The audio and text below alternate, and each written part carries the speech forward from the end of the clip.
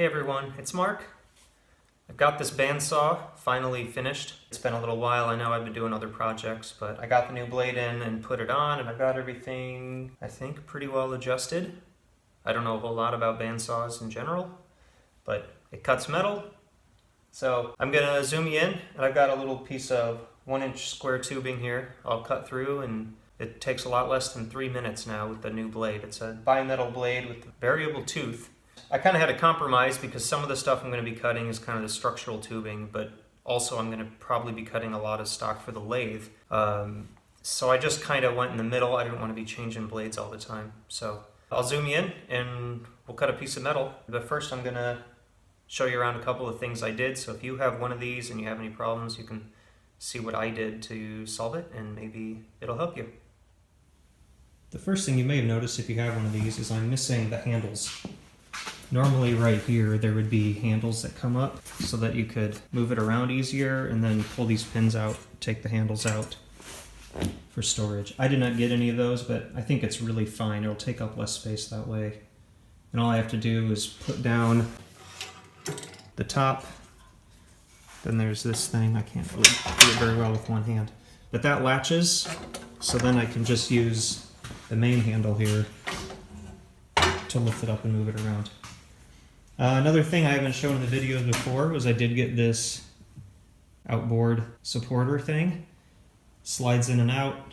It looks like it could go on either end, but usually this is going to be the side it needs. When I'm not using it, you can stick it in these holes in the front and they go all the way through, and they just keep it so that it'll still stick out some, but it won't stick out as much, and it'll be flat so you can put it against a wall. Because now that I have it together, I need to find a place to store it.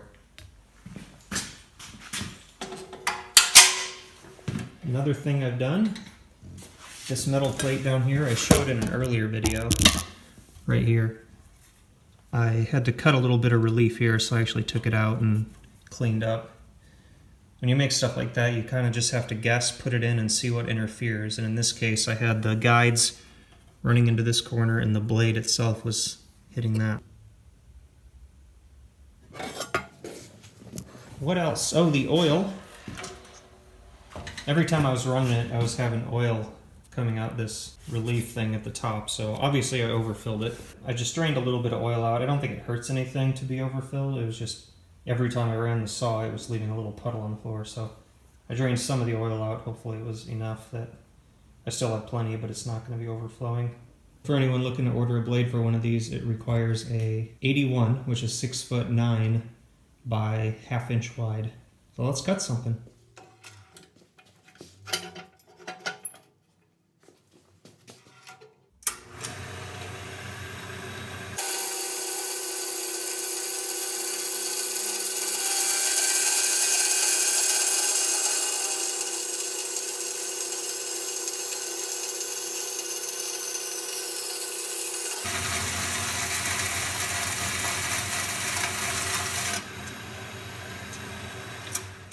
I don't know why it keeps doing that.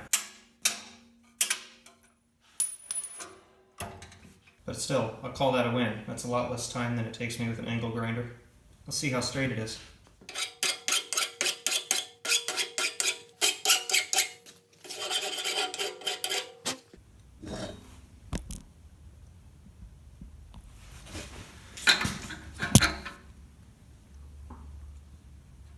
I can probably do a little bit of adjustment and get that better, but for the work I do, that will probably be good enough. So there you have it. The Greenlee tester bandsaw is finished. So this will be the last video of it. Thanks for watching the short little series. I hope you found it useful. And look for it in probably some future videos for the '53 Chevy. Thanks for watching.